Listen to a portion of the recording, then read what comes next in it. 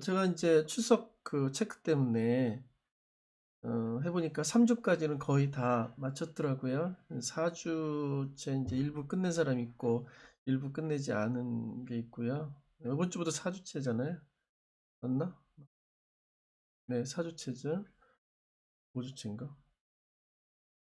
5 주차네. 음. 우리 지난번에 인제 그 쪽지 하나 보낸 것 때문에 여러분들 많이 답신을 줬던데, 예. 그 그 쪽지는 그냥 전체 쪽지를 한 거니까 너무 개의치 말아요. 네, 그렇게 인제 답신을 해서 보냈는데, 출석은 요거 한 거랑 여러분들 그 강의 수강 정도 보고 그때그때 인제 출석 체크를 하니까 그렇게 생각하시면 되겠습니다. 지금 이제 보니까 4장이잖아요. 4장을 지난주에 했고 이번 주부터 이제 5장 넘어가는 걸 알고 있는데요. 진혁이 빼고 다 왔나 그러면? 진혁이 바쁜가 보네. 음, 자, 지금부터 그러면 수업 시작하도록 하겠습니다. 어, 4장, 이제 5장은 이제 헤모글로빈에 대한 내용이고요. 4장이 주로 이제 단백질 구조하고 5, 그러니까 단백질 구조를 얘기하고 단백질에 대한 어떤 종류들, 먼저 섬유질 단백질, 섬유 단백질이라고 하다. 파이브러스 프로테인에 대한 거 얘기하고, 5장에서는 이제 글로불러 프로테인 중에서 헤모글로빈, 또 이제 기타 뭐 항체, 머슬 프로테인에 대한 무브먼트한 단백질, 6장은 이제 제일 중요한 엔자임에 대한 내용들이 되겠습니다. 4장은 5장, 6장 넘어가는 기초 지식이라고 해야 될까요? 그렇게 되겠죠. 뭐 특별히 어려운 건 없을 거예요. 여러분들 피트 준비하거나 이런 때 다들 배웠던 내용인데, 특별히 잠깐 이제 요약을 하자면, 알파 베타 구조, 이제 그러니까 1차가 있고요, 2차, 3차, 4차 구조가 있고요. 근데 이제 1차는 늘 여러분들에 얘기했지만 아미노애시드, 아미노산 서열을 의미하는 거고요. 그러니까 모든 것의 기초가 1차 구조고, 1차 구조가 2차 만들고, 2차가 3차, 또 4차 이렇게 만들어지는 근간이 된다고 볼 수 있겠습니다. 1차 구조는 아미노 서열이니까, 아미노산 서열이니까 차치하고라도, 2차 구조는 우리가 알파 또는 베타 이렇게 크게 나누잖아요. 그 다음에 뭐 베타턴 뭐 이런 것도 있지만 그거는 마이너니까. 기본적으로 알파 헬리스와 베타 시트를 비교를 해보면, 여러분들 공간적으로 상상을 좀 해야 돼요. 이게 모델이 있으면 참 좋은데, 알파 헬리스 같은 경우는 보통 라이트 핸디드로 이제 돌아가잖아요. 그래서 얘네들이 몇 도씩 돌아가는가? 그래서 100도씩 돌아가게 돼 있어요. 한 아미노애시드가 그 다음에 아미노애시드가 넘어왔을 때 100도씩 돌아가니까 원턴을 하게 되면 3.6개, 그러니까 단순계 3.6개라는 게 좀 이상하긴 하지만 3.6개, 3.6개의 아미노애시드가 되면 원턴이 돌아가는 거죠. 라이트 핸디드 얘기를 할 때요. 그리고 또두 번째 특징이 뭐냐면, 그 알파 헬릭스를 유지하는 것은 어, 하이드로전 본드죠. 하이드로전 본드인데 그 내부에서 알파 헬릭스 내부에 있는 NH랑 CO, 그러니까 N 플러스 네 번째, 만약에 NH가 있다면 N 플러스 네 번째 아미노애시드의 CO하고 하이드로전 본드를 그 알파 헬릭스 내부에서 형성을 하게 되죠. 그게 이제 가장 큰 특징이고요. 베타 시트 같은 경우는 뭐냐면, 알파 헬릭스는 100도씩 돌아간다고 그랬잖아요. 베타 시트는 180도씩 돌아가죠. 그래서 알파 헬릭스가 그러니까 알파 헬릭스는 그 내부에서 자기들끼리의 하이드로전 본드를 형성한다면, 베타 시트는 그 내부에서 형성할 수가 없어요. 일종의 다른 스트레인들, 그러니까 이게 어떻게 돌아오느냐에 따라서 패러렐 될 수 있고 안티 패러렐 될 수 있어요. 한 바퀴 삥 돌아서 다시 돌아왔을 때 패러렐 될 수 있지만 바로 꺾어져서 하이드로전 본드를 형성한다는 것은 안티 패러렐 하게 되는 거죠. 그래서 방금 얘기했듯이 돌아가는 회전각이 틀리죠. 그러니까 180도 돌아가기 때문에 어, 그 알팔릭스에서는 그 내부에서 네 번째 떨어진 곳하고 하이드로전 본드를 형성하는 반면에 베타쉿은 다시 돌아오는 거랑 이 패러랄까 옆에서 다른 스트랜드 한 폴리펩타이드 내부에서 다른 스트랜드랑 하이드로전 본드를 형성을 하게 되죠. 그게 이제 가장 큰 특징이고 그러다 보니까 어떻게 되냐면 만약에 양옆으로 나란히 하이드로전 본드를 형성하게 되면 R기는 어떻게 되냐면 교대로 얼터네이팅하게 올라갔다 내려갔다 올라갔다 내려갔다 이렇게 되는 거죠.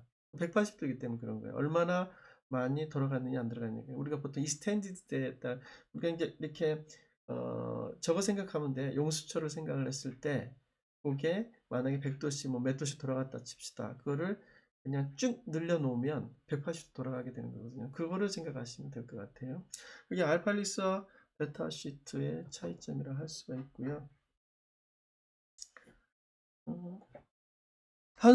한솔 나와 있니?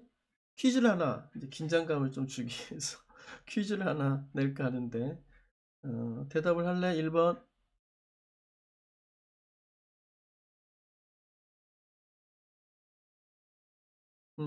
한솔이한테 가장 간단한 거. 음, 내가 지금 얘기하는 구조 중에서, 어, 제일 큰 구조는, 자, 보기를 들을게. 이건 좀 이렇게 좀 디테일하게 들어가야 되는데, 시간이 없으니까 간단하게 들어갈게. 1번, 2차 구조. 2번, 폴드. 3번, 도메인. 4번, 3차 구조.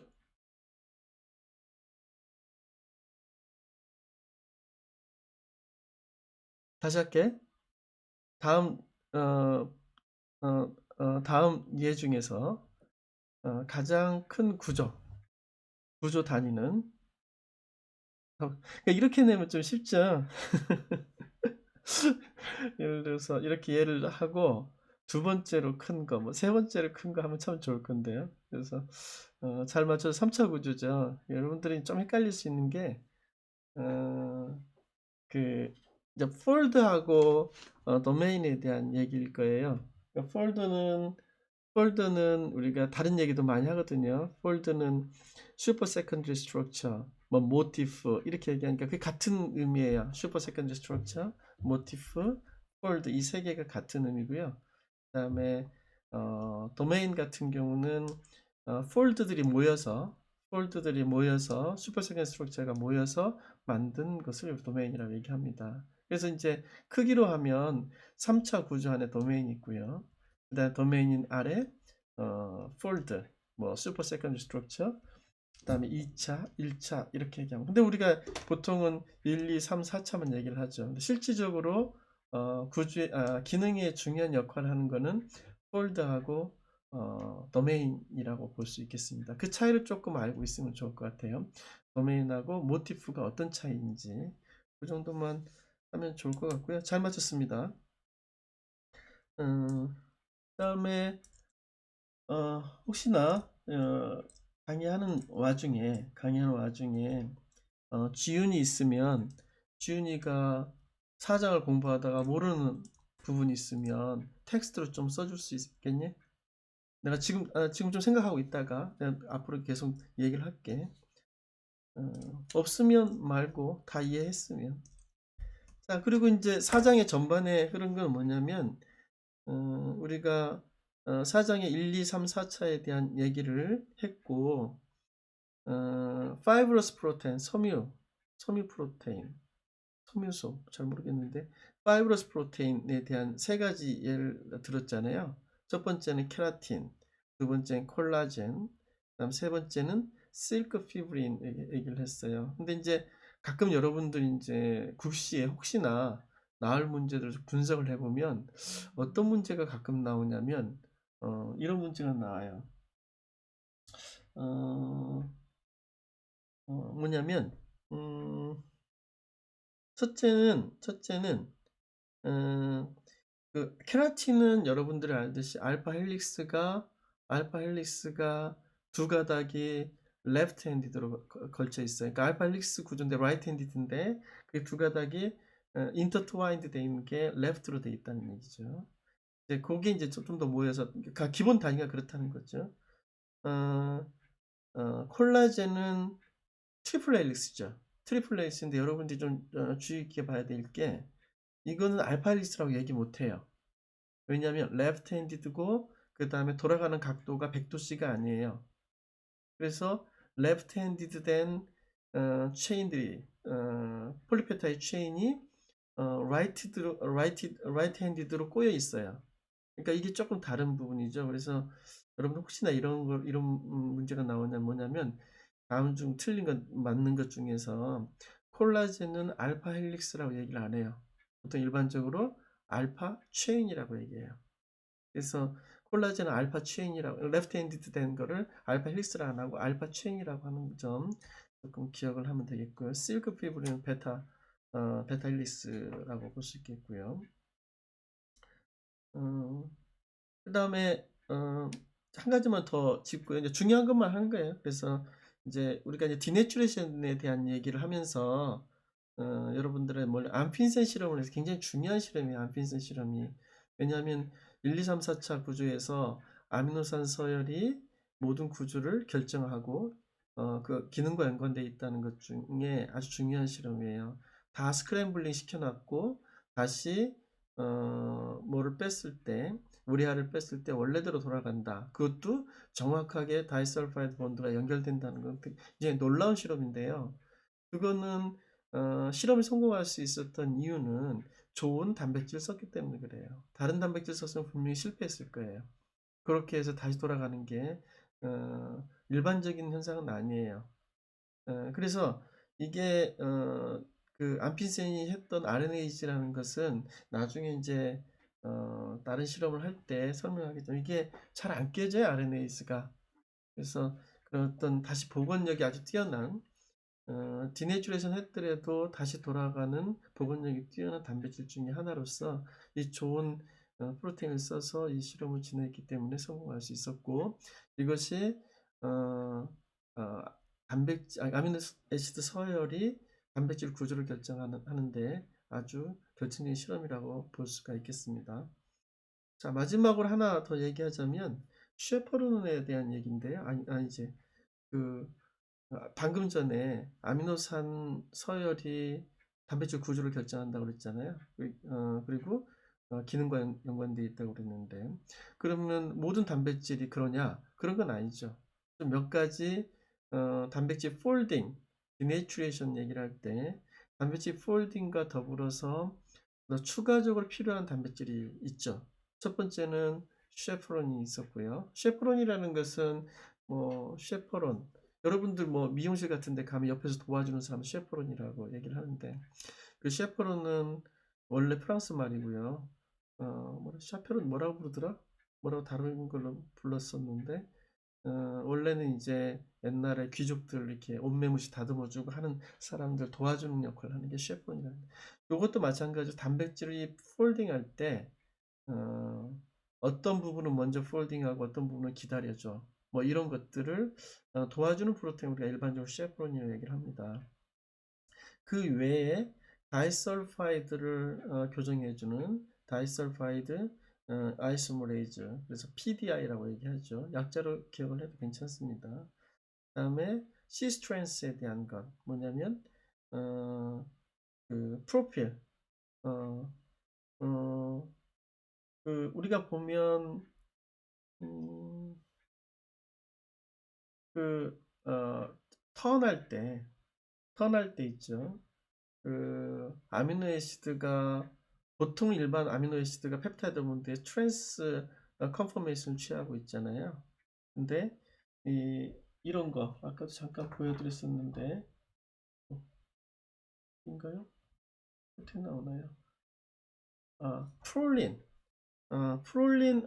프롤린 이성질체에서 일반적으로는 트랜스포인데 C턴에서 그러니까 그 베타턴 할 때 이렇게 시스법으로 바뀌어져야 되거든요. 그래서 이런 거 도와줄 때 펩타이드, 프롤린, 시스트렌스 아스모레이즈가 필요하죠. PPI라고 보통 얘기를 하는데 이런 단백질들이 필요합니다. 한 20분 됐네요. 뭐 소개하고 하시면 되는데. 자, 잘했고요.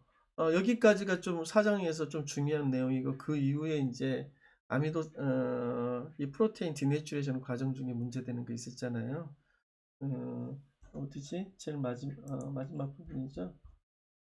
아밀로도시스 할 때 이런 것들 아밀로이드 피브릴, 아밀로이드 베타 뭐 이런 거 할 때 프로틴 폴딩 해서 문제가 되는 질환들 몇 가지 소개를 했었습니다.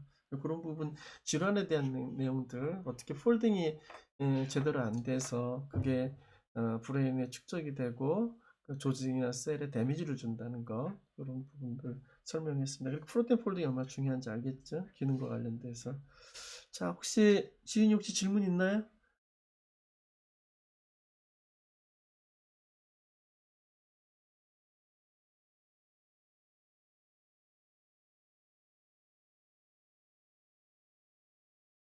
텍스트로 너무 길게 쓰지 말고요.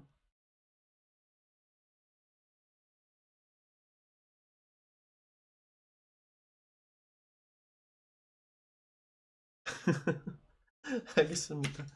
어, 설명을 잘한 건지 아니면 공부를 열심히 해서 그런 건지 잘 모르겠으나 혹시 정말 좀 이해가 안 되는 부분이 있으면 쪽지나 뭐 카톡이나 뭐 여러 가지 걸 활용해서 여러분들이 뭐 이 시간대 해도 좋고요. 이해 안 되는 부분 다시 한번 설명할 수 있도록 그런 시간을 이런 시간이나 다른 시간을 가질 테니까 어, 한번 좀 생각해보고 다음 시간에 또 보도록 합시다. 자, 오늘은 뭐 한 20분 딱 거의 마친 것 같으네요. 다음 주에 또 봅시다. 건강하시고요.